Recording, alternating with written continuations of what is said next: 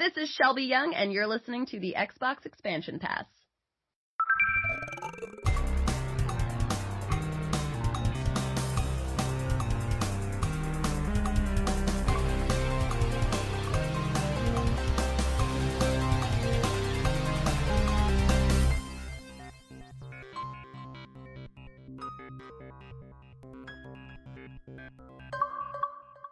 Welcome one, welcome all to episode 156 of the Xbox Expansion Pass, recorded on Sunday, December 4th, 2022. I am your host, Luke Lore, the Insipid Ghost. In this episode, we welcome two developers from Digital Eclipse on to discuss their latest work in retro wizardry, the Atari 50 celebration. Prior to that, we'll briefly discuss some Black Friday sales and what value the Game Awards bring to the table. Enjoy. Yet another week of gaming is upon us and behind us. Welcome to XEP, discussing all things in the Gamerverse as they pertain to the Xbox ecosystem. And as I want to do each and every week, I like to start the show by offering words of kindness to those who have made my gaming week better. And this week, I extend words of kindness to Fun Speculation, aka Mav, over at the Xbox Ultimate Podcast. Mav was in my DMs recently and, of course, retweeting XEP and sharing it with others. And I just wanted to say thank you, dude. I really appreciate it. And rising tides lift all boats. And when Xbox creators lift each other up, it feels pretty darn good. So thank you, Mav. I appreciate you, and I hope you're doing well. Guys, not a lot of news this week. Really excited for you to hear the Atari 50 celebration interview. I had some trouble getting the levels even on that one, but the interview is fantastic. Over an hour plus of just the value of bringing retro games back and some of the magic they did to bring so many Atari games. It's like 103 games in that collection. It's the 50-year anniversary of Atari. Even stuff from the Jaguar, which was wild to me. I'd never actually seen Jaguar games.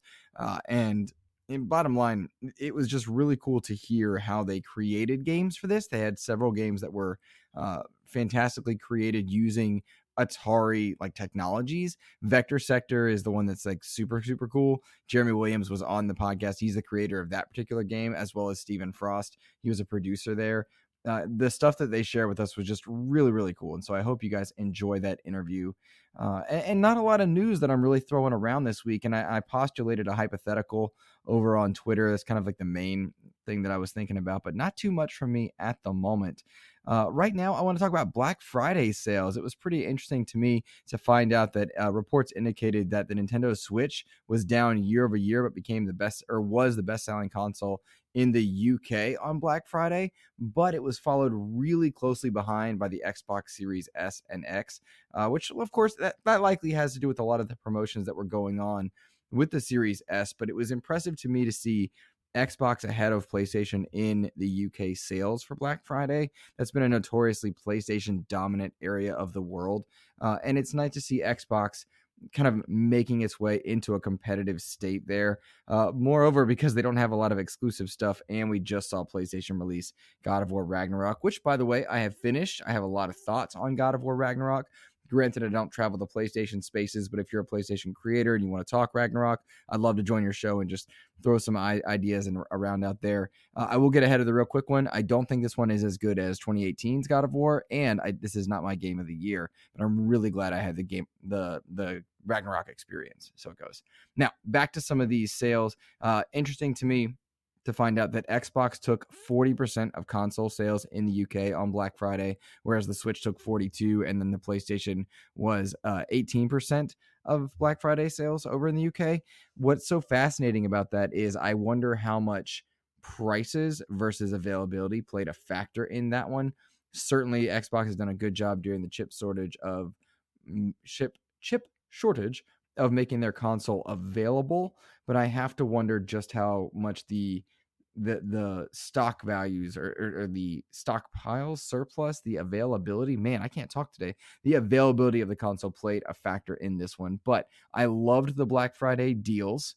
I loved the pack-ins, the pricing. To me, that's the right price for an Xbox Series S. I hope they do that again one more time prior to Christmas, just to help out people who are doing their holiday shopping. And ahead of 2023, where it's possible they have to raise their prices. So as many people that can get their hands on an Xbox console ahead of all of the exclusives that are set to come out in 2023 and beyond. I would really like to see that happen for sure. But bottom line, I'm impressed, and shout out to Sam Tolbert over at Windows Central for compiling a lot of that data from GameIndustry.biz and otherwise. That's where I snagged that one, and I love Sam. Sam's just a genuinely great dude. It was also interesting to watch the reactions to Callisto Protocol and Midnight Suns reviews. A lot of people had a lot of different thoughts on those games, and it was interesting to me to watch people that were really diehard Callisto prior to launch find out that it was kind of a buggy mess to play despite being beautiful and kind of getting sevens or so. People were suddenly saying things like, well, seven's not bad. And it's like, yeah, I've been saying that forever. I'm the guy that enjoyed Anthem, Avengers, Gotham Knights for what they were. I don't think a game needs to be a 9 for you to enjoy it. And I've caught in a lot of flack over the last few years of loving games that range from, the 5 to 10 range, because I just love AA experiences. I talked a lot about Darksiders in the XEP shorts a few days ago, and I got a lot of private feedback from people that love Darksiders. That was really cool to see people coming out of the woodwork. Hey, Luke, I like Darksiders also. Really love Genesis. God of War, or the Darksiders 1 was my favorite. No, Darksiders 3 was my favorite. Darksiders 2 was my favorite. And hearing people talk about the different Horsemen of the Apocalypse was really neat. And as I played God of War, I kept thinking Darksiders. So it was cool to kind of see that happen. And then to find out people are loving Evil West and Sonic Frontiers, as well as jumping into Gotham Knights. It's been really, really nice to watch people kind of find out the game that they wanted is good, not great, and kind of opening their minds to other good games. I'm the guy that loves to play games for what they are, and so it was a fun thing for me. I am sorry to those of you that were diehard wanting Callisto to be the best game ever, but what you have, I believe, from what I've able to observe, I've not played it yet, what you have is a AA game that's trying to punch above its weight, and bravo to that team for doing that. As far as Midnight Suns is concerned, like Callisto, didn't land a review copy, wasn't going to spend my money on it. I've got a lot on my plate anyway, but I was watching the coverage and the information about Midnight Suns, and frankly, it looks like a mobile game to me. People are loving the combat in it, but really dismayed by a lot of the other aspects of the game, the relationship building and whatnot, because the writing is so terrible. And when you couple bad writing with some really bad visuals, I think in Midnight Suns, it is wild. But it's almost like a tale of two games, right? Like if you're watching coverage, there's a lot of the story-based stuff that takes place in an abbey that is just graphically terrible. It looks worse than a mobile game in some places, kind of a mid-tier 360 era game. And then there are other parts of Midnight Suns that just look beautiful and amazing. And as I watch it, I can't help but think, I would like the combat aspect of this, but none of the other stuff. And I was watching, I believe it was Skill Up's review and then ACG's review as well, and seeing some of the conversations and the writing for those characters, really, really bad. Not good at all. And disappointing, I think, because you have so many good superhero games that are out there, especially on the Marvel side. To find out that Midnight Suns is disappointing on some levels, kind of a bummer. By the same token, I've just got done telling you guys I like the 7s. I like the 6s when I know what they are. I like the 8s. And maybe Midnight Suns is a game for me when it goes on sale, right? And if it is, rock on. I think a lot of people are going to have a lot of fun with it. But the conversations that I've watched between Evil West, Sonic Frontiers, Callisto, God of War, all kind of surrounding this, culminating in Midnight Suns, it's been like, all right, it's nice to see that some people are realizing a game doesn't have to be perfect for you to have a good time. And none more than God of War Ragnarok has taught us that one, for sure. Guys, the Game Awards are coming up, and I caught some flack on the old Twitterverse. By the way, you can follow me on Twitter and Hive at Insipid Ghost. I know Hive's doing some revamp of its security, but you can follow me there, Insipid Ghost, on all platforms. I said that we got news that the Game Awards would be shorter this year, which is great news, by the way, because that's become a bloated mess. Despite some of the good stuff that comes from the Game Awards, it's become really bloated. And I tweeted out that awards are more valuable than the trailers. And I think I got misunderstood because I worded it poorly, but I really think we don't do a good enough job at the actual Game Awards of recognizing the talent behind games. And a lot of people came at me and they were saying things logically to the effect of, I'm not interested in the awards. I'm more interested in the trailers. I want to see the game reveals. And yes, 100%. I get where you're coming from. I'm with you on that. I'm stoked to see Jedi Survivor, which is going to be there. There's a lot of stuff that I really love about the Game Awards. We saw the Series X. We heard the Anthem Choir. I mean, there's some dope stuff that comes from being revealed at the Game Awards. But to me, hearing and seeing the teams get their recognition and celebrating people that make games is important. And if you listen to this show, you know how much I enjoy interviewing people and finding out their loves and their passions and how they bring games to gamers. And I want to make sure that we as an industry don't leave that behind. And so that was what I was really stressing over on socials. And it maybe didn't come off that way because I wasn't saying I want to get rid of the trailers. I love that stuff, but I want to get rid of some of the bloat at the Game Awards. I want to get rid of that extra 14 commercials for the same game over and over again. It's a big chance for gamers to unite around celebrating people but in the industry, but award shows are important because it lets us celebrate the talent that brings stuff. So I want a balance of that with less bloat and fluff.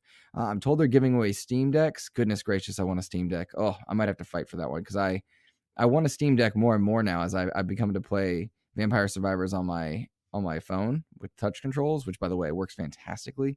And I'm thinking I need to get in on that one for sure. But yeah, I just want to make clear, I think it's important we celebrate games and the people that make the games, not necessarily just look ahead to the future. That's what I was trying to get at anyway. Well, guys, let me answer one question from listener mail this week. This one comes from Mr. Rune Telvik. He says, Todd Howard's interview made me jump back into Skyrim, and man, it still holds up. In your opinion, what about Skyrim makes it such a timeless game? What's the magic there that they were able to capture with Skyrim? Do you think that Starfield will have the same longevity? Or do you think the way we play games today has changed too much for a game like Starfield, single player, open world, to keep players coming back again year after year? Good question, Rune. I think Skyrim is special because there were so many chances to be the character you wanted to be, so many ways to play in that world. It had a very similar mantra to Sea of Thieves in the sense of tools, not rules, but it was focused in a single player fantasy environment. And I think there's plenty of room for those kind of games today. I absolutely hope Starfield is that game. I'm not hyped for Starfield right now because it's not my type of game. I like action, superhero-y type stuff where you can, be overpowered and whatnot. But I mean, I've had some good fun with a lot of games I didn't expect to have fun with this year, especially. And I'm stoked for The Witcher's next gen update. That's probably going to be my next one after God of War. I don't know, Red Dead 2 maybe. I still want to finish Evil West. But a game like Starfield is special. It comes once a generation, once every 2 generations. If Todd Howard's team can have evolved and taken in the lessons of Skyrim, but also seen what Cyberpunk and The Witcher 3 are doing, seen what God of War and Ghost of Tsushima have done, seen some of the storytelling of other big games in the fantasy realm have done and evolve, I think you've got something special on your hands for sure. So my hope is that Starfield is just top tier, super fun gameplay, because I'll be in there for sure. Yeah, I'm looking forward to 2023 and what Xbox has to offer. But then also, I'm excited for Diablo, right? I didn't think I'd be excited for Diablo. I am. I want to see what the next chapter of Halo really means. And I think you're going to get some news, cough, cough, hint, hint, on that in 2023 and pretty early in the year. Anyway, I've kind of bumped into some news lately quietly. I'm not a leaker, but I've found some cool stuff out of late. So that's been kind of fun. I think you're going to enjoy the Game Awards, Xbox fans. You've got a small exclusive on the way. You've got info about some of the bigger stuff. You're going to get some good things at the Game Awards, but nothing major that I know about, right? The other stuff's set to be early 2023 that you find out. So we'll see. All right, guys, that's going to be it for me. Like I said, short piece from me today. I hope you have a fantastic week. Enjoy this interview with Jeremy Williams and Stephen Frost from Digital Eclipse. Please show them some love. Check out the Atari 50 celebration, the Cowabunga collection. Digital Eclipse, they are masters and masters of retro wizardry. Have a great rest of your week. Take care.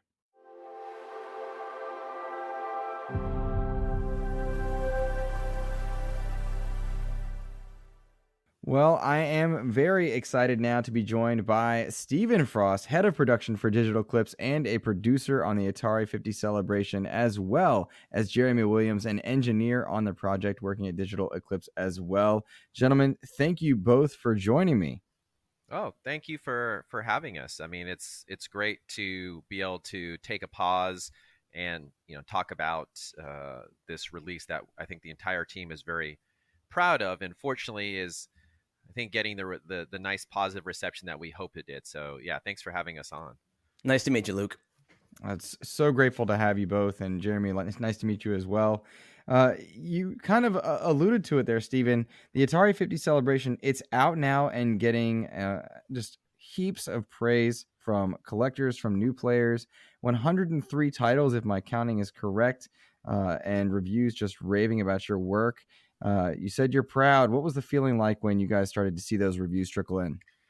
I mean, speaking for myself, it's one of those situations where you tend to, and with any game development, you tend to oftentimes see the broken parts, right, or the issues with it and things like that, because that's what you focus on, especially the tail end of a project, and you get so submerged that you kind of lose sight a little bit of the overall picture sometimes, and you hope that your decisions and stuff that you make are the correct ones, based off of informed decisions and sort of the group consensus in some ways.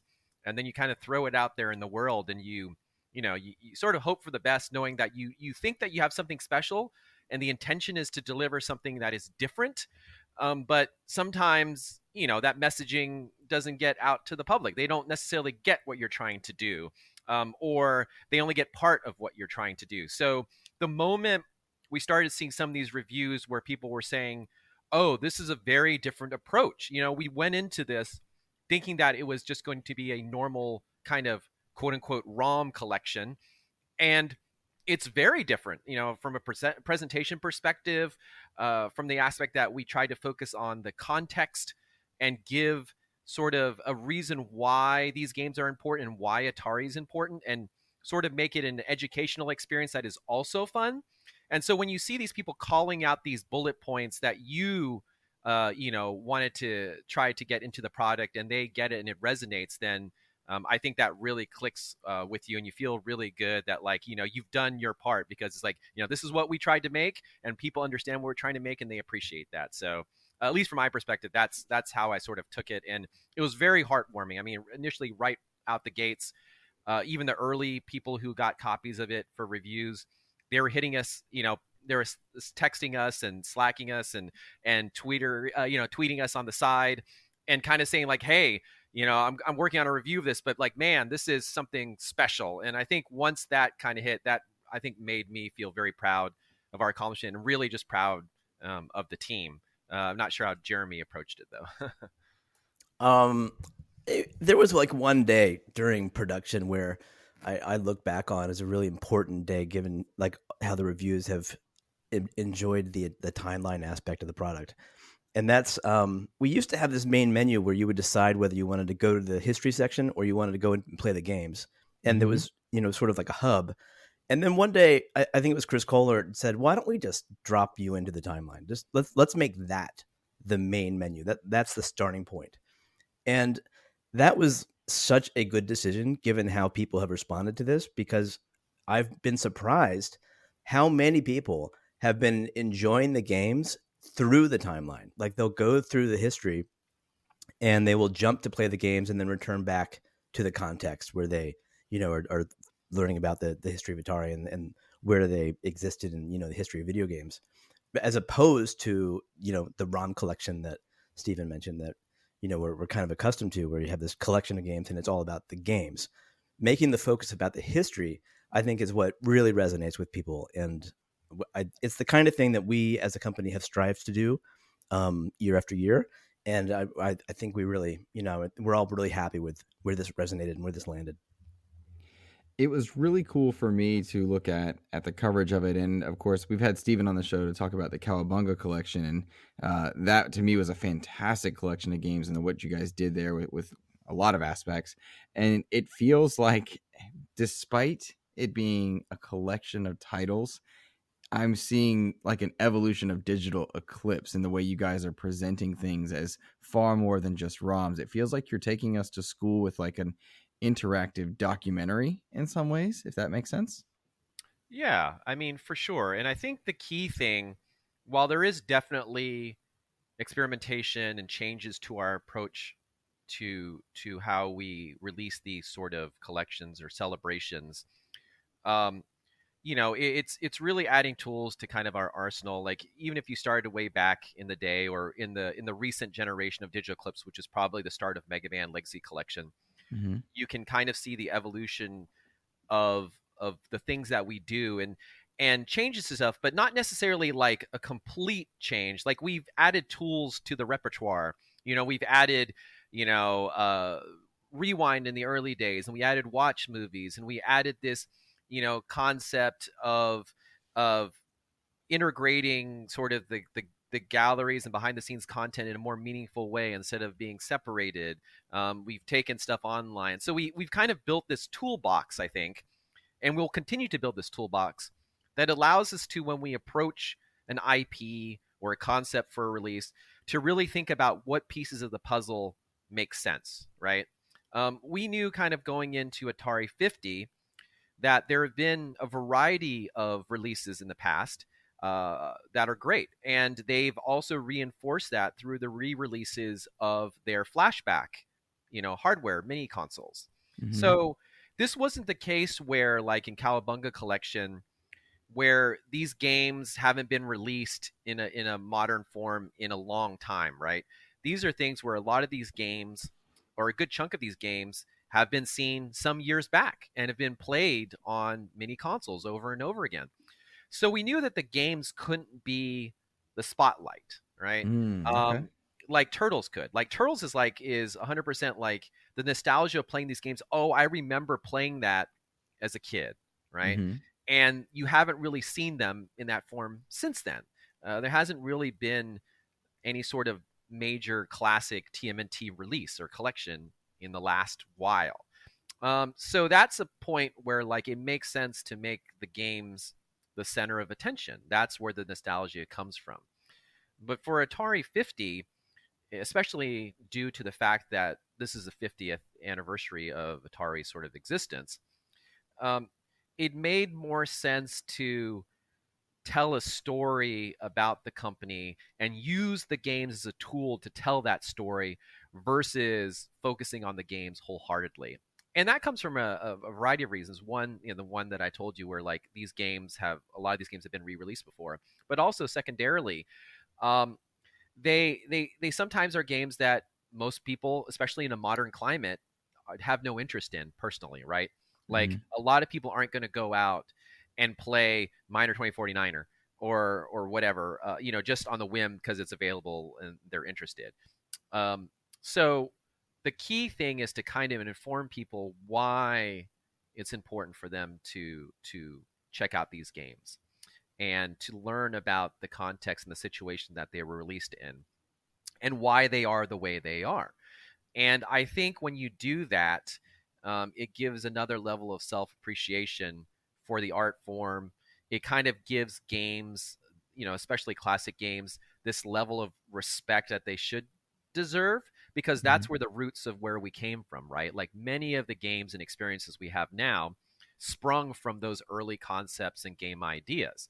And even if you aren't or weren't around for that genesis of that stuff, understanding where this stuff came from, is impactful in some way. So I think those are some of the sort of the situations that we learned and thought about in relation to Atari 50. And I think the big thing about this celebration, like I said earlier, and adding a tool to our repertoire is like, oh yeah, if we were to focus more on the context and the quote unquote museum content, behind the scenes materials instead of the games, what would that look like? And could we use it in future stuff? And that's sort of where this kind of grew out of. And so, I think there is an organic growth path that you can kind of certainly track through the Digital Eclipse stuff. But it's not the case where like, oh, necessarily the next release could be exactly like, this celebration where the timeline is the focus, right? Or a company is the focus. There's plenty of situations where a Cowabunga Collection sort of scenario could make sense, right? But it's nice to be able to have this sort of foundation now that we can build upon in future cases where it makes sense to do that. So That's super interesting. Now, you touched on a couple elements that I'm going to loop back to.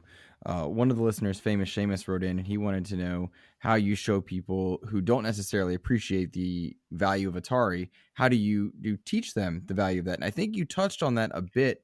But one of the cool parts about this, beyond just the timeline, are some of the materials that you included to really get an idea of the zeitgeist that's going on at the time for these things. Can you talk a bit about some of those materials and how you did show value of the company in its time, the goods and the bads? Sure. Obviously with every Digital Eclipse release, you have the standard, what I call the cost of entry, just to get a Digital Eclipse release, which is kind of like, what is ephemera? What are the ads? What are the physical media that were out at around the same time that talk about the games that you are spotlighting in the collection, right? What is the behind the scenes artwork and concept art and things like that? So at a base minimum, you need that stuff just from the standpoint that like people are curious inherently about how these games are made and what influenced these games. And then you kind of build upon that in situations where you can, like Cowabunga Collection, we are able to get access to like, I don't know, like 1,000 or so, hundreds and hundreds of, design documents and sketches that had never been seen before. Konami went into their vault and dug all this stuff out. And it proves invaluable because now you can go in and you can kind of look at these napkin sketches and see how they evolved and changed into what the actual games are. And so that gives, certainly a lot of context as to what is the progression of development, how these games got made, and why decisions were made, and what decisions were initially thought of but rejected in the end. So I think that kind of helps to educate players and folks in general about like, why the games are the way they are. You see, like, why is this enemy like this, or why is this level like this? You can get insight into that from these behind the scenes content. For Atari 50, we felt that since so much time had sort of passed since a lot of these games were developed and released, it was important especially to not only get the traditional behind the scenes content and materials that we would normally get, but that it was also important to bring in the original team members and developers who were at Atari at that time in order to tell their stories and to give their own personal insight into why these games are the way they are, why they were made, what the sort of working environment and situations were at Atari at that time, what the world climate was at that time. And I think getting this sort of material and sort of information directly from the horse's mouth, if you were to say that, is way more valuable than trying to interpret that, from reading something else or things like that. This is literally the original people telling you about this. And that's why it's so important for us, like when we can, to get that sort of insight, like, going back a few years to the Disney classic games sort of collections where we were able to interview the original Aladdin team members, right? And why they sort of came up with the decisions that they made and what things that they wish that they could fix. And what sprung out of that organically was us going in and fixing all of the stuff that they talked about that they didn't have time to fix. So sometimes when you bring the teams in, you get these little surprises or ideas or nuggets of kind of cool, cool features that you can add. And so that's why it's such an important part of it. But in the jumping back to Atari 50, we just wanted to hear it from them themselves, where they could paint a picture of why decisions were made, what they loved about the games they worked on, and things like that. So I think that sort of modern sort of telling of and reflecting back on the history of Atari from the actual people who were involved, along with sort of all the traditional materials that we tried to collect, helps to sort of bookend sort of like the narrative of these stories. Now you have the physical artwork and the flyers and the manuals from the past, coupled with sort of this modern retelling of, why these games were important, why I should care. So I think that sort of all-encompassing design helps to really paint a broad and in-depth picture of why people should care about this stuff. Hey, Luke, I just wanted to ask real quick, what was your first console? When did you become a gamer? I became a gamer probably. So this is a fun story. My mom was trying to get me to shut up one afternoon, probably in the late 80s. I was very young, and she pulled an Atari something out of her closet, and I played Empire Strikes Back. Snow speeders, very pixely graphics. And I was hooked then on the idea of gaming, but we didn't really have the money to go in on it. And so it wasn't until I guess my grandfather gave us a Nintendo Entertainment System. This was when the Nintendo 64 had come out. Right. That was when I got to start playing games at home. Gotcha. Yeah. See, I've seen a lot of people who were kids in the 90s who still appreciate the Atari 50. And I'm really intrigued by that, because what it tells me is it's not just a nostalgia play. You know, it's not just like it's only going to appeal to people like myself who grew up with this stuff, but that there's a hunger for knowledge about games history and game development history and the industry history, which in many ways the history of Atari is.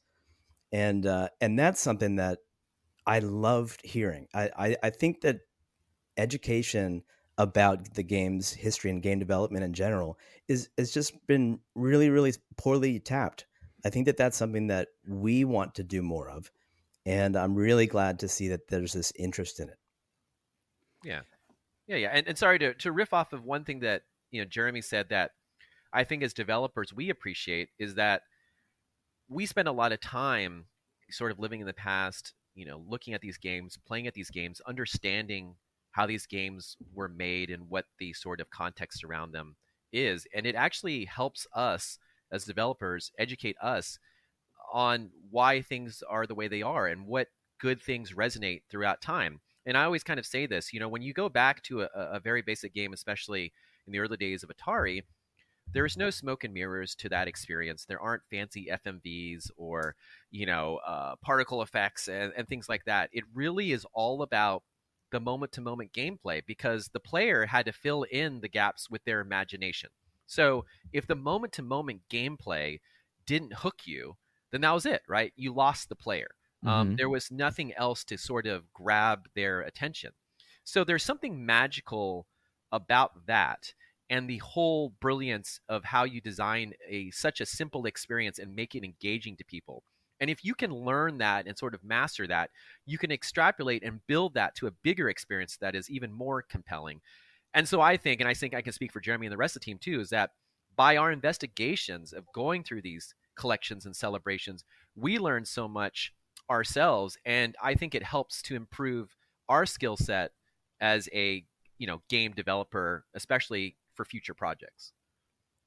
See, that's so cool to me, because I'm looking at all the stuff that's included in, and I'm listening to you guys talk. And one of the neat things about this, from the interviews that you guys have included to even the information about products that never came out, is the depth that people are able to go in. And I'm curious if you think the amount of time that has passed since the events of Atari's rise and fall at various points, the amount of time that's passed, does that allow you guys an easier time to kind of explore the goods and the bads, because they're not necessarily playing to a certain sales angle? Like if you were to ask Xbox about their history, they may or may not give you everything, whereas I think in Atari's case maybe you get more. Yeah, but Microsoft is still Microsoft. They're still the same Microsoft that released the Xbox. This is not the same Atari. Like it's under different hands now, and the people who are running that company now, they appreciate the fact that the company has been through ups and downs, and they weren't managing the downs, so we might as well keep it real. Otherwise, people call you out on it. It's a much smarter move, I think, to be real about your history, especially when it's so interesting. And so you're able to glean more from them, you think? Yeah, absolutely. I mean, when we invited the people to come in for the interviews, they assumed otherwise. They assumed, I assume you want me to sanitize everything and give you the company, keep it light in terms of the down parts of the company, and our editor who conducted the interviews, Dan Emmerich, said, no, we want to hear everything, good and bad. Don't censor yourself, and that was liberating to them. I don't know if they've done interviews like that before. And yeah, that was absolutely a good experience for everyone involved. Yeah, I think that is the benefit of like this new generation or new group at Atari, because obviously they are focused and obviously want to maintain the respect and admiration that people have for Atari and educate people about the history of the company. This is sort of like now a focus on where does Atari go from now? Like, right, what is the future of Atari?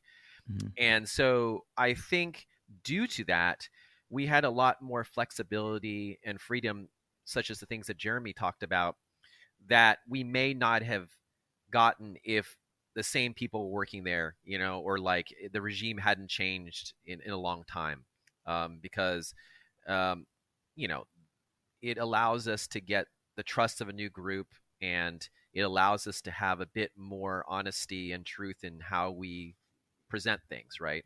Just like Jeremy said, we don't have to sanitize this stuff.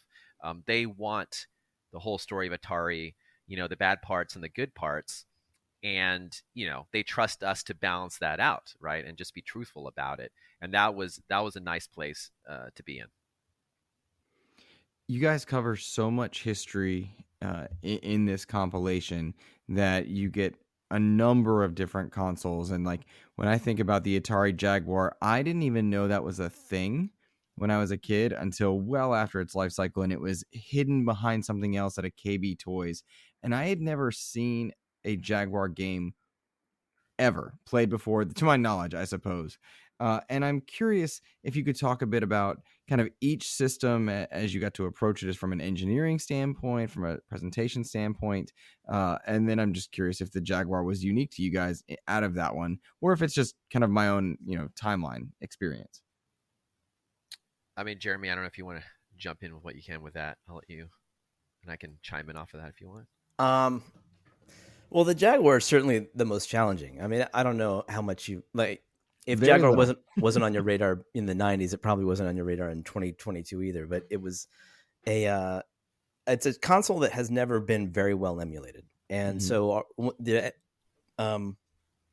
engineer that took that on, his name is Rich, and he did an amazing job with that. And he would tell you that it was not easy. Like, it was a struggle. There's a lot of really difficult timing things going on from an architecture standpoint inside the Jaguar that required, a lot of work, especially getting it up and running on the, lower powered systems at 60 hertz. And so that was definitely a challenge, and he rose to it and did a great job on that. The other, I mean, there's so many emulators in the product. That's the newest, but I mean, every arcade game is essentially its own emulator, and we have the 2600 and 5200, 7800 Lynx, and am I missing one? Yeah, the Atari 800. Yeah. And yeah, everyone, we have emulator engineers who were responsible for each of those, and we just work closely with them to get everything running as well as possible for all of the titles that we had included. But it was a huge huge team effort. Yeah, for sure. And it's a lot of emulators. Going back, Luke, to some of the points you're talking about, like, this is the most emulators we've ever had in a collection, with many of them new to us, and some of them being built, from scratch basically during the time of development. So it was a huge undertaking. And even something as, people take for granted because they see 2600 games a lot in releases. And they're like, oh, 2600 games are easy to do. Everyone sort of does them. But if you're coming fresh into the 2600 world, you're trying to emulate it, there's a substantial amount of work that has to be done even from the perspective of the switches, the physical switches on the console. Because based off of the combination of the switches, that triggers the game mode that you're in. And some of these games have like 50, 60 plus modes that you have to figure out what they are, what the mode actually is, and present it in a way that is easy to digest for players, right? What do you mean by modes? I guess I'm speaking from ignorance because I didn't have an Atari.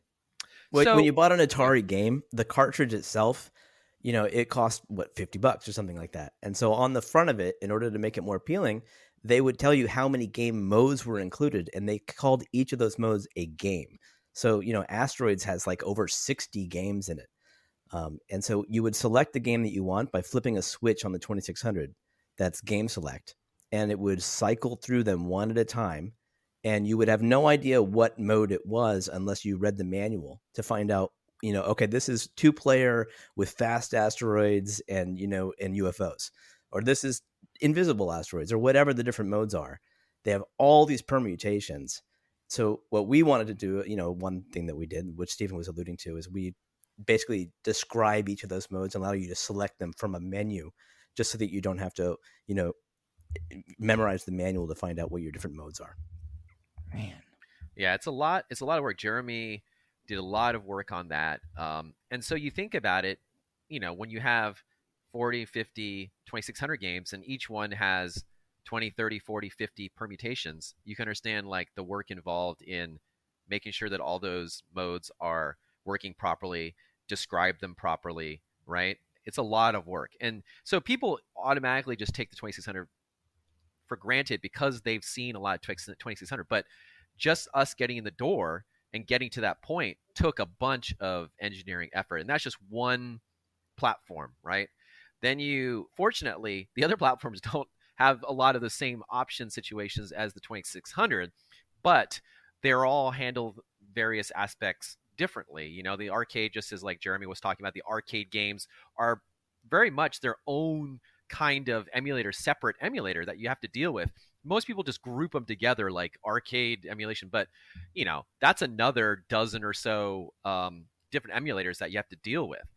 So there was a lot of work just getting the emulators all working and accurate, especially Jaguar, which took all the way up to the very end to get to a point where we were happy with the sort of accuracy of it, and also that it worked optimally enough to work on Switch, right? Because you have to keep the Switch in mind for everything. Mm-hmm.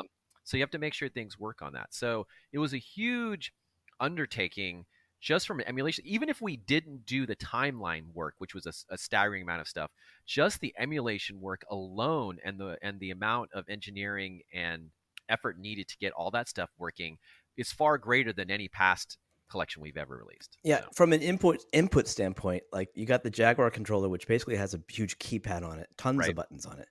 You have the Atari 2600 had analog paddle games, and then you have arcade games that have like infinitely spinning spinners like Tempest or Major Havoc, or you have knobs for like more like the paddle, like Breakout games or Warlords, and then you have games with analog joysticks like Food Fight, and you have all of these different things that all have to work on a gamepad, and so they all have to be distilled down to gamepad controls in a way that's intuitive and plays the game as good as possible.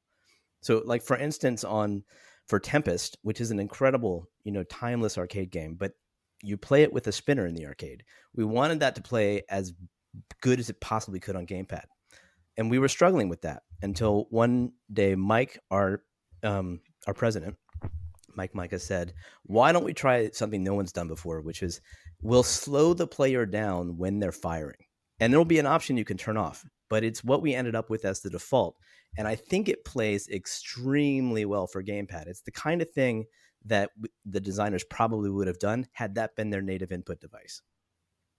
Man, that's wild. So all I can think of right now is just how much testing you guys have to do in order to, you tell me certain games didn't feel right, or like you were down to the wire on certain elements and release, or, Mike Mika's bringing up the changing the speed of the player. You guys must have to test this constantly. Oh yeah.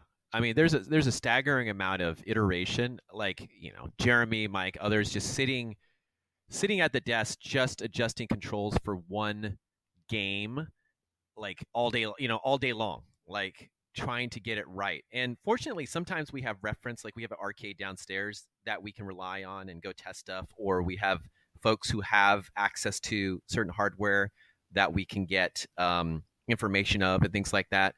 But it is a lot of games, and getting the controls feeling right to each of them was a monumental sort of undertaking. And the key thing too is that you don't just want your interpretation of the controls to be the only viable option. Our big thing is that we want the ability for people to adjust aspects of these experiences that and cater them to the way that they want to play. So, Jeremy and Dave, like they put in all the custom, being ability to customize the controls, like fine tune the analog sensitivity, invert the analog, directions, everything down to even like the amount of glow that's on the vector games.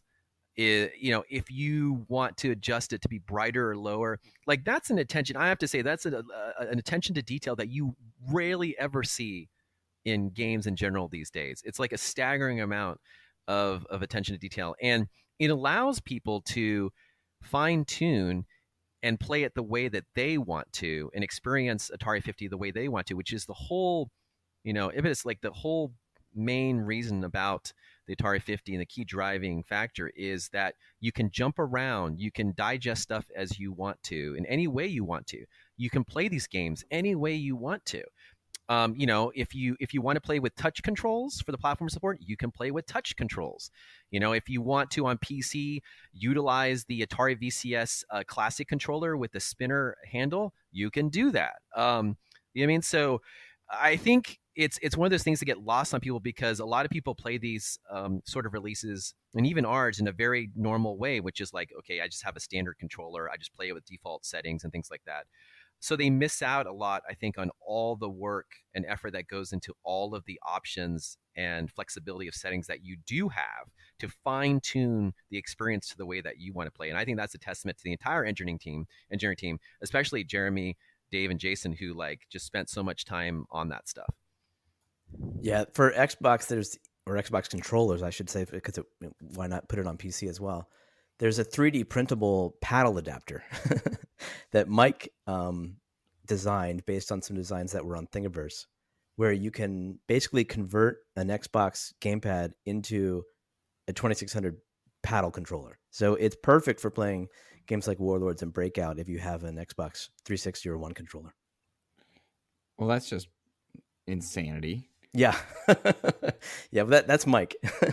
Man. Okay. So to have all of these variations of controllers that you have to deal with across releases, and all the testing that you do, and like you talked earlier about having to program for the Switch and its different power levels, and then you have the different controller input methods that come with a Switch, with a PlayStation, with an Xbox, with a PC, and the variation, the controllers you can get there.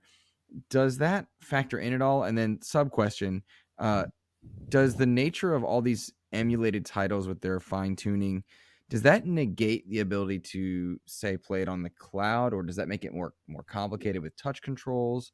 I'm speaking out of ignorance, so take that how you like it. I mean, I can speak the cloud stuff. I mean, we've done some cloud stuff. We even released a Mega Man Legacy Collection on Lua for Amazon, and I'm inclined to think that like it's oftentimes tough for these sort of games that are designed around low latency and instant responsiveness, especially any sort of platforming element and things like that, to sort of stream it over the cloud. I mean, I assume that if you had a really good internet connection and low latency, the experience could be good. But when you get down to like these older school games that don't, and never compensated for latency or any sort of that input lag and stuff like that, it's a little bit tough, I imagine, to try to play it in the cloud. And I mean, we don't really worry about that from the standpoint that like we're just focused on trying to reduce the latency, input latency, and everything that we can do to make the experience as accurate to the original experience as possible. Like regardless of sort of the controller setup that you have, we try to make it the best experience as possible. Does that suggest that you guys would be averse to certain types of cloud releases, and you'd rather it be kind of like a local thing?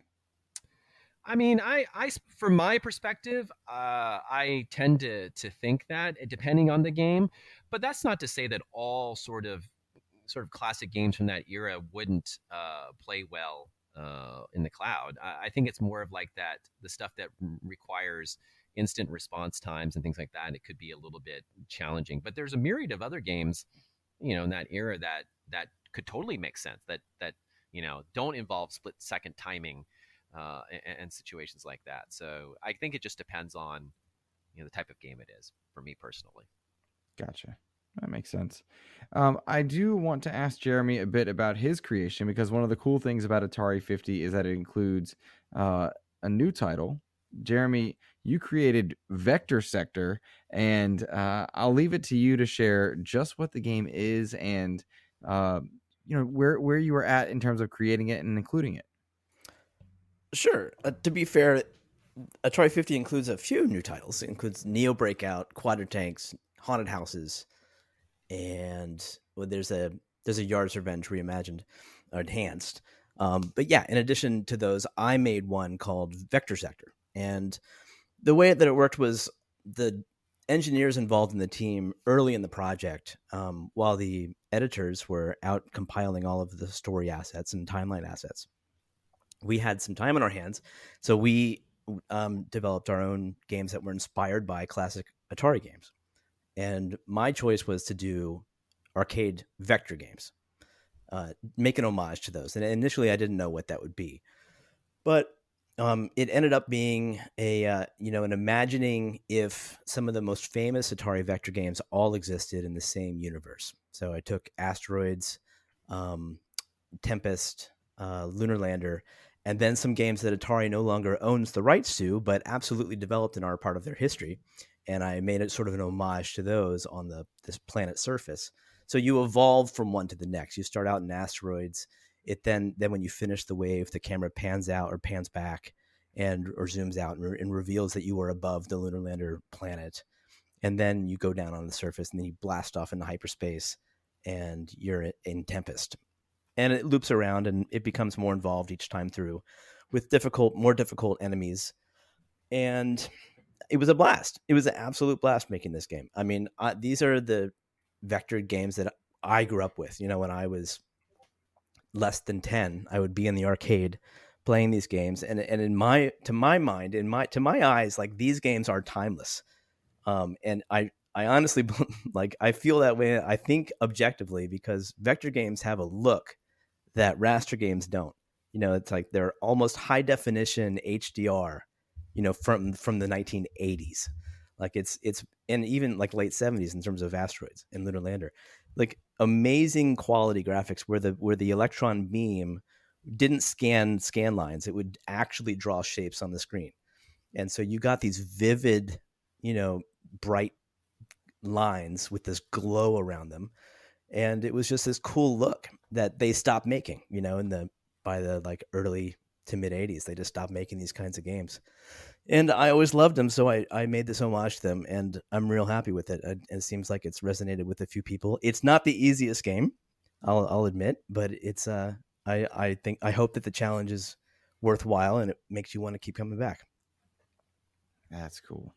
So tell me what you learned as far as creating a game in this way that you didn't prior to the project.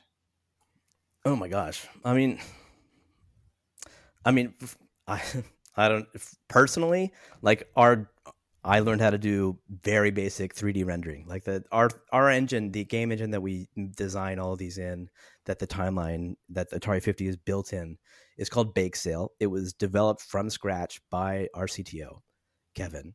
And it's an amazingly fast, efficient machine at doing what it does. But it's a 2D game engine.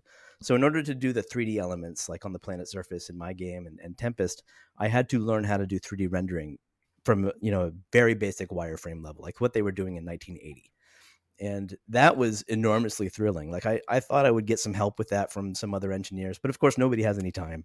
So I just spent a lot of time on Google, spent a couple of weeks learning how to do real basic, 3D rendering with wireframes and how to clip things to a camera frustum and get things working in a way that really people don't have to do anymore, because the GPUs on consoles or computers, they do a lot of this for you. You give it the, your models and your data, and it will generally like, handle some of this stuff. So we basically made a software 3D render for that game. And that was that was a lot of fun. It was really challenging and not something I thought I'd ever be doing. But also in terms of like just the graphics themselves, making the vectors flicker and glow and sort of have this judder that, I spent a lot of time staring at at real vector games, and I wanted to emulate the look as much as we could on an LCD monitor, and so spending a lot of time tweaking those settings, getting this phosphor effect where the things move on the screen and they leave a trail behind them. Lots of little details that we spent tweaking that we were then thankfully able to bring to the arcade games because we'd had this technology. So we said, well, maybe we can draw the real arcade games using the same tech. And to a large point, we did. We ended up porting a lot of the vector sector drawing technology to Tempest and Major Havoc and Asteroids and Lunar Lander. And that was really gratifying too. Yeah, and I think Jeremy did a phenomenal job with vector sector, and I think what was cool about this project that isn't normally the case with a lot of our projects because we don't get a chance to create new games all the time for them is seeing how each of the team members, what their sort of perspective on Atari and what their experience and background with Atari was, and then allowing them to go off and kind of build what they wanted to build. And obviously, Jeremy was fascinated and enamored with the whole vector kind of design of the early arcade games. Dave Reese went off and he worked on haunted houses because he was a big fan of Haunted House and wanted to do sort of a modern, spiritual homage to sort of that.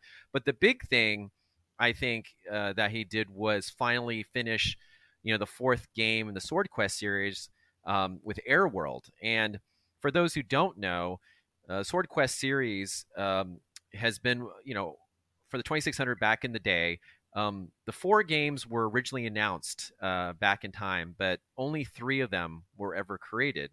The 4th one never got made due to basically the industry crash and other situations and problems going on with Atari at the time. So it was announced, but it never got created or released. There were just some initial notes and information that was revealed about what it was going to be like. So I talked earlier in the podcast about like the trust that Atari had with us and this new generation there who are trying to, take the company to the future and while still being respectful of the past, but them trusting us enough to go off and create what is the final chapter of Airworld so many decades later was really sort of wonderful. And what's neat about it, just like Jeremy went off and really spent a lot of time staring at vector arcade games and things like that, Dave spent a lot of time with Mike Micah, like understanding how the original hardware worked and how to create a sort of a game, a new game based upon the limitations of that hardware. So again, it's a fun, interesting thing because we learn a lot along the way. In some cases, like Jerry mentioned, the technology or the skills and knowledge that he finds or they find, building something can be used in other stuff and just raises the quality of the whole collection in general. But, from my perspective, I just loved everyone going off and being able to create experiences that really resonated with them and dependent on sort of their background with Atari, just like Jason created Neo Breakout because he loves that sort of experience and wanting to create sort of a modern interpretation of that. So from a producer perspective, being able to give the team the ability to kind of exercise their creative juices and create something new and compelling that's sort of linked to the past was really just exciting to watch and see unfold. Yeah, and we got to have, as you know, some of the original Atari devs come through the office. Right. And we had Todd Fry come in, who was the Sword Quest developer. And Dave got to show him Airworld, which was this really surreal moment that Dave, he says to this day, for some reason, he just wasn't nervous.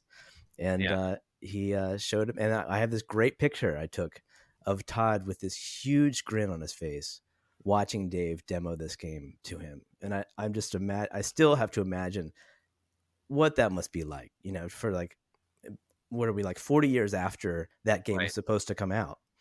He's like seeing someone else having made it or having made their version of it anyway. Mm-hmm. And I just think that was a really nice moment. Yeah, that was an amazing moment. To see we could bring that kind of joy to the people that we're directly, celebrating. and we went around and showed, like, Atari had a reunion, and we went around showing the game to folks there. We had people come in and check out it, and the sort of warmth and sort of happiness and appreciation that those people had for what we were trying to accomplish, even if the fans out there, didn't take to it as much as as they did, just the amount of sort of genuine sort of appreciation and thanks that we got from the original Atari teams and members was enough. You know what I mean? Like, wow, we made, we did them proud, and we delivered on, what they would do, and that was amazing. That was an amazing time to get that. How long did you guys spend, or how long has Atari 50 been in development for you guys? I mean, it sort of just heavily kicked off earlier this year. I mean, some of the work for the bonus, the reimagined games like Vector Sector and the other ones had started last year, just sort of as a transition between a project that was done and we are transitioning to Atari 50. So I think some stuff was started in late of last year, but I think the bulk of it, the really official ramp up of starting it, was earlier this year. Does that mean you guys collected all of these like interviews and arranged all of those within 2022? That seems like a lot of work for a short amount of time. It's a staggering amount of work. Yes, we did that, and that's, again, I mean, thank you for calling it out, because most people don't understand the significance and the amount of work. The amount of work on this celebration is and it's staggering. It's immense amount of work, and the only way that we could have gotten this to this level of quality is that everyone in the team was wholeheartedly invested in making this the best thing that they could make individually.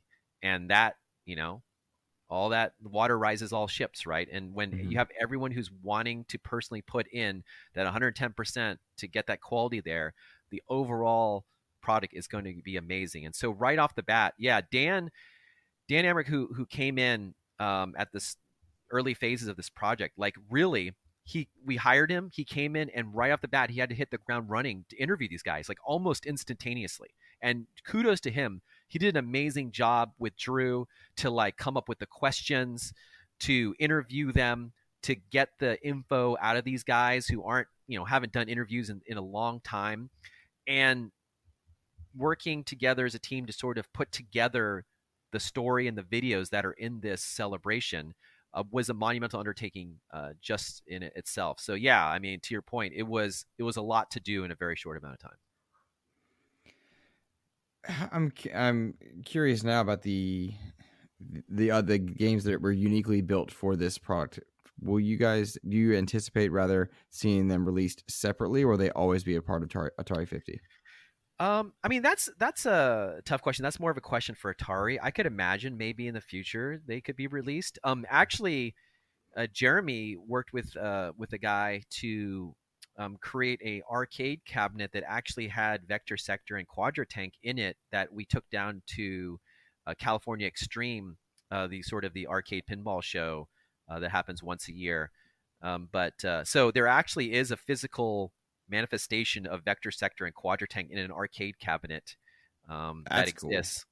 That exists. As far as like releasing them separately, I don't know. I mean, I could totally see that at some point in the future, or even like, you dream of things like, what if we took all 4 Airworld games now and put them together with a lot more context behind them, and what can we find more about that? And you got an Airworld, a Sword Quest kind of release, or with a new game or something like that. But that's more of a Atari's thing to worry about. I'm sure we'll discuss with things with them in the future. But at least right now, we're still just kind of focused on fixing bugs and getting the VCS version out and done. And, our work, people have gotten it, but our work on the project is not done. We still are working a lot on it to try to improve things, fix things, and add more features. So I know I do want to lead in on that topic, because I know you guys are doing quite a bit, but I do want to pause that thought for just a moment, because, and perhaps this is anecdotal, Steven, so correct me if I'm wrong, but Sonic Origins, Sonic Mania, the Cowabunga Collection, Shredder's Revenge, the Mega Man collections, it feels like retro games, older games, gaming history. And I'm thinking about Xbox as well and some of the things they've been doing as far as preservation. It feels like people are interested to go back and experience older titles, see polish, and that emulation technologies are coming a long way. Is that my anecdotal experience, or are you seeing that on your end as well? I mean, I think to a degree that you're right. And I think there's a couple points to that. One is as games have become more complex and bigger and open world, you lose a lot of folks who don't necessarily want to spend 50, 60, 70 hours on an experience. There's a whole group of people who just want to sit down with their families or the kids or whatever and just have a fun, simple experience that's easy to pick up. You can play for a few hours and call it a day. And so I think there's a big market for that. I also think that depending on the IP, you know, you can reach a much larger audience and bring those classic experiences to them. Like Cowabunga is a perfect example of that.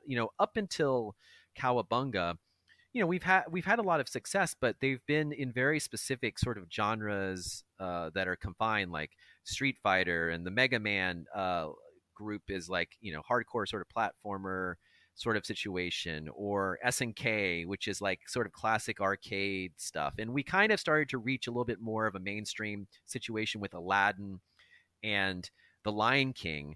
But the difference there is that those are very classic games that a lot of people know, but it isn't like they've continued to make Aladdin and Lion King games since then. You know what I mean? There haven't really been new Aladdin and Lion King games since that time period. So you're kind of locked into a certain time frame.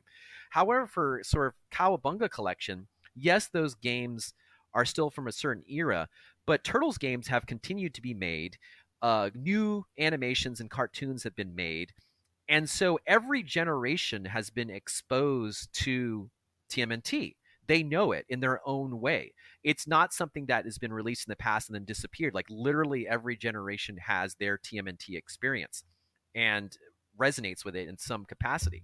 So when the Cowabunga collection sort of came out, it blew up like crazy because TMNT is such a broad IP. Like I said, it resonates with multiple generations. And even if the games are more from the early era of it, they're still fun and engaging and easy to pick up, which I feel is also why Shredder's Revenge did so well. It captured that classic experience of the TMT games, modernized it a bit, but still kept that very easy, fun to pick up and play sort of experience. So, and I think the introduction of Cowabunga and the release of that really introduced a lot of people to not only Digital Eclipse, but also the fact that, wow, there's this whole classic kind of game, retro game aspect that I haven't been aware of, didn't know about, and interests me now. So I'm sure it brought people into the fold on that. But to circle back, and I'm not sure if Jeremy has thoughts on this, but I do feel that like as games continue to get more complex and deep, and games with services, and you need 100 hours to complete something, you lose a lot of people who just want to have a simple experience that they can play by themselves or with their kids or with friends. And I think this classic arcade style experience really caters well to that. And I think that's why you sort of see a resurgence of interest in classic kind of game experiences. So cool. Jeremy, what do you think, man? I concur 100%.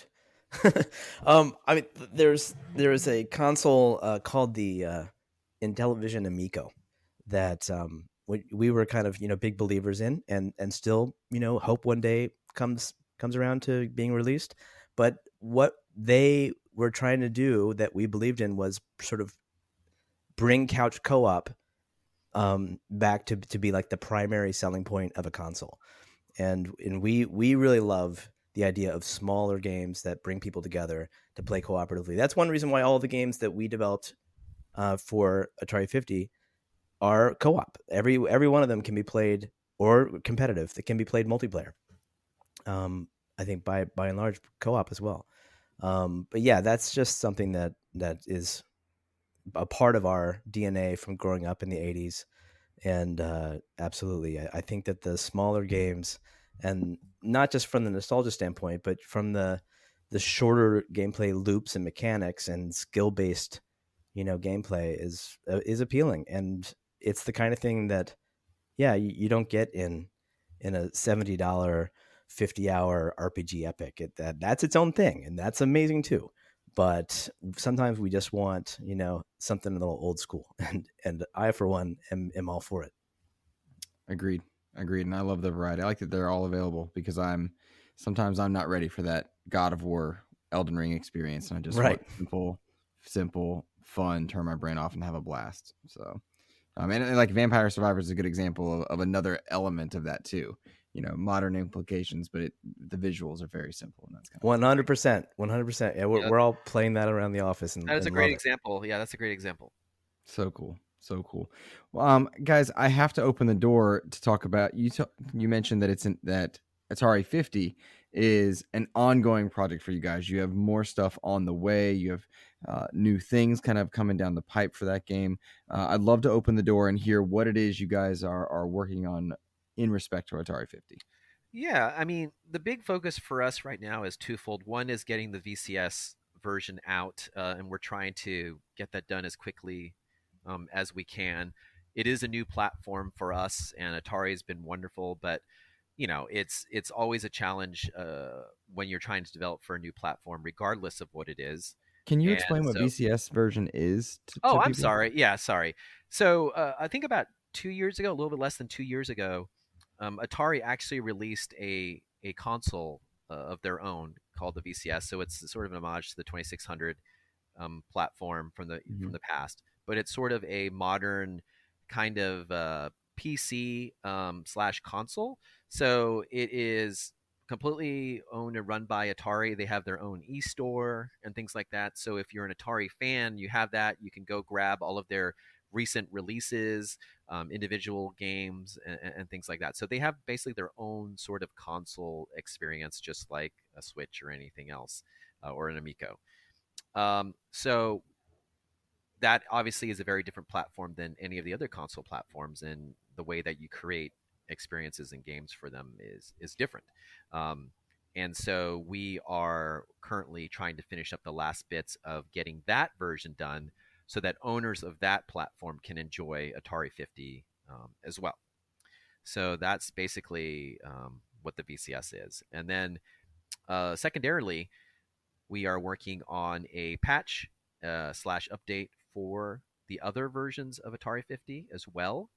That obviously we've been paying attention to what bugs and issues people have been having since the launch, and we're trying to address as many of those as we can. We also are adding additional features such as dip switch settings when relevant for the arcade games, because that was sort of a big thing that popped up that people wanted to be able to adjust. So, that made sense. It was a bit of work for sure, but we're going to be adding in dip switch settings as a additional aspect of the update when it comes out. So hopefully people will dig that. The other big thing that we are including is, and this will only really cater to Jaguar fans who know this, but um, when they originally released Tempest 2000 for the Atari Jaguar, Jeff Mentor, who was the developer on that, included sort of a beta-ish support for rotary controls, a spinner, Mhm. and no such controller got released for the Jaguar. However, the homebrew community and fans of the Jaguar being what they are, there was a large effort to create and attach a spinner to the Jaguar controller. And you can actually buy them. So they're either attached to the bottom of it, or they replace the D-pad.